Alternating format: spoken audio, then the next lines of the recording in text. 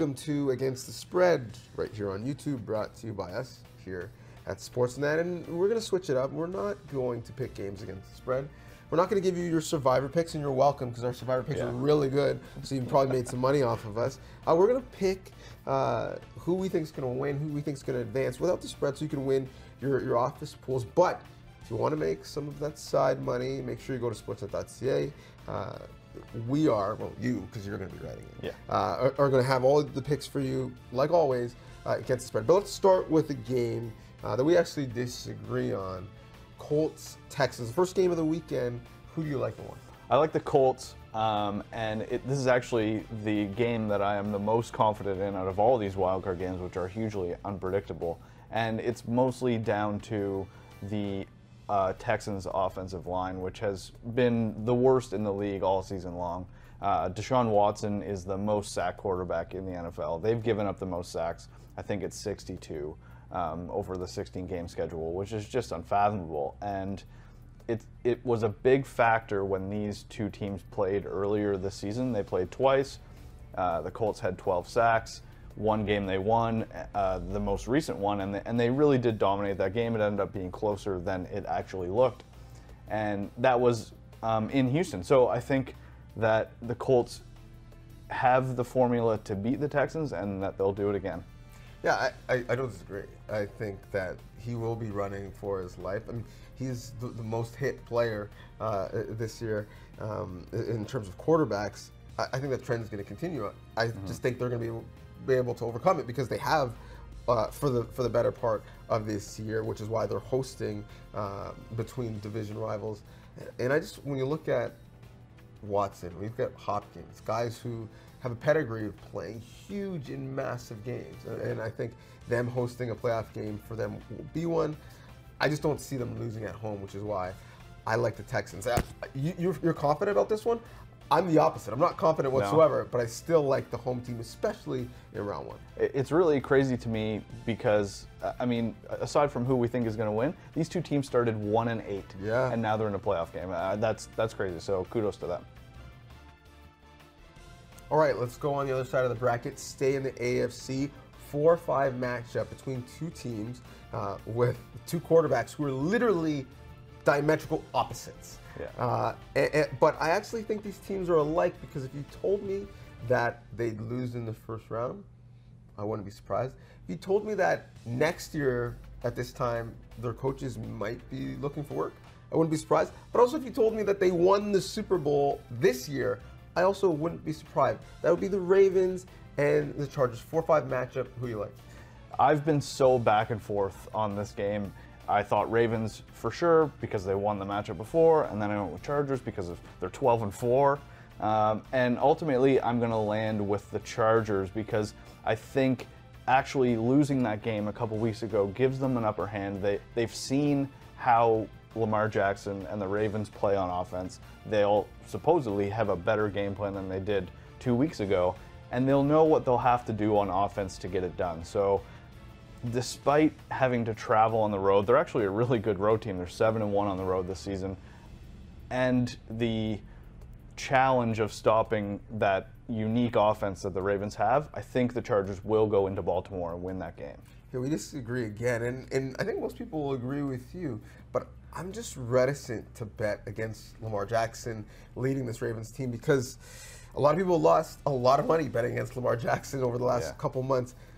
For me, maybe I'm old school, but when I look at the playoffs, I look at home field advantage one, but I also look at defense and running game, and that is literally all the Ravens have, which is why I think they're going to win in a close one.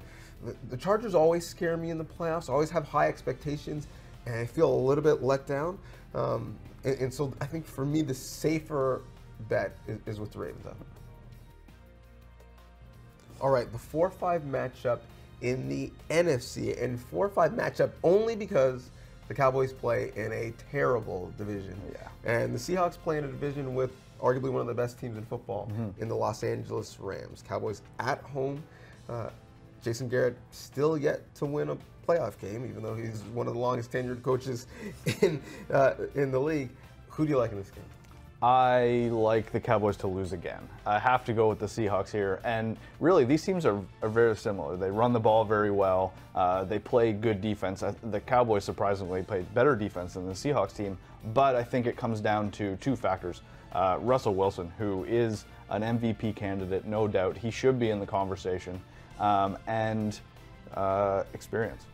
The Seahawks have done it. They've been here before. They know how to win games like this. Pete Carroll knows how to win games like this. Russell Wilson can win games. And despite the turnover in the roster that we've seen with this team over the last season or so, I think that translates to the rest of his teammates. And I think they'll go into Dallas and get it done against a team that has very little experience in these situations. Yeah, to me, this is really like a heavyweight fight. And if we looked at the tail of the tape at these two teams that are very similar, look at any skill position, the receivers, the secondary, even the offensive lines, the linebacking corps.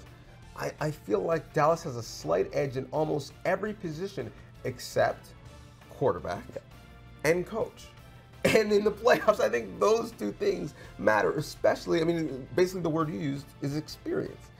And so given that, given the fact that I know this well, ever since Jimmy Johnson left town, aside from one Barry Switzer year, the Cowboys have found ways to lose in the playoffs, even at home, even as a higher seed. I would be happily surprised if the Cowboys win, but I expect the Seahawks to win because of that experience. Yeah. All right, 3-6 matchup in the NFC has the Bears facing the defending champs, the Eagles, that got into the tournament, got into the dance, and if we were talking about this in the preseason, we might say this might be 3-6 the other way. Yeah. But now Nick Foles has them playing more like a championship team. Is that enough for you to roll with your beloved Philadelphia Eagles? I'm not going to roll with them. I think home field advantage for the Bears is a huge advantage here, especially with that Bears defense that plays well on all three levels. They're so dangerous any way that you look at them. The Eagles, though, the way that they've played over the last 3 weeks do have the capability to keep this game close. The offensive line has been playing like it should, a top 5 unit, and that's going to be the key to keeping this game close and Nick Foles getting the ball out quickly. I see this being a defensive struggle, a really close game, like a 13-10 Bears win, unfortunately. It's funny because this Bears team, in a way, reminds me a bit of the Eagles a year ago when they went on their run. You have a QB that is exceeding expectations, an innovative play caller that's drawing things up to get some explosive plays. You're getting some explosive plays from the run game, but also more importantly, that run game is keeping you on schedule so that second down and third down are much manageable for that quarterback. And more importantly, you have a defense that really almost feeds off of a crowd like they're a wrestler and makes big plays. So listen, I don't think the Bears are going to go on a run and win a Super Bowl. In Chicago, we're going to see the scenes like we saw in Philly last year. But I do think Chicago has the formula to win in the playoffs, and that's why I think they're going to win at home. All right, after all that now, our Super Bowl predictions. And you felt strongly about a couple teams playing in the greater Los Angeles area. Yep. Early in the season, do you still feel as strong that they're going to make the Super Bowl? Yeah, I made a preseason prediction of an all-LA Super Bowl back in September, and I'm going to stick with it because it still looks really good. In the AFC side, the Chargers won 12 games and unfortunately ended up in the wild card. So they're going to have to go on the road, but they win on the road, and I like them to continue to do that. Phillip Rivers, this might be his last chance to cap a Hall of Fame career with a Super Bowl. So I think that's going to be big motivation for them, and I see them going through Baltimore, and then that would take them to a trip against the Patriots, where I think the Patriots are very beatable, and then into, in my prediction, an AFC title game against the Chiefs, who they've already beat this year, and I think they do it again. On the NFC side, the Rams, that offense is super explosive, and they slowed down a little bit in the last few weeks, but I see them getting it back. Defense is making plays. We saw that last week.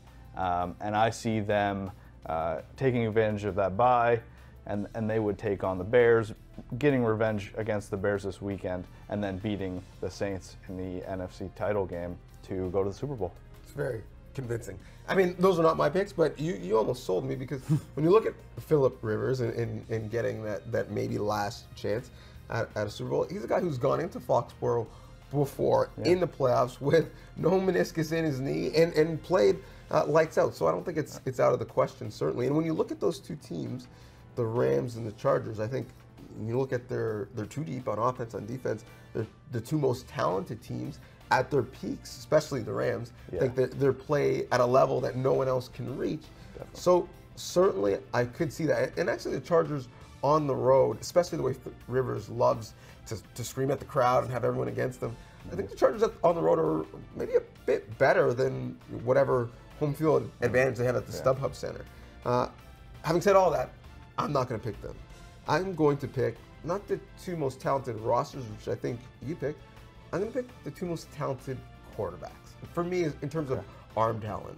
And they do it in a drastically different way.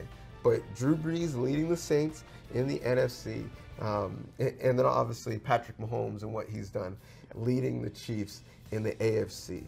The fact that Kareem Hunt isn't in that backfield certainly does scare me, but they've been productive, not as explosive, but productive running the ball. Without him, obviously the two-headed monster in New Orleans with their backfield is something to contest with.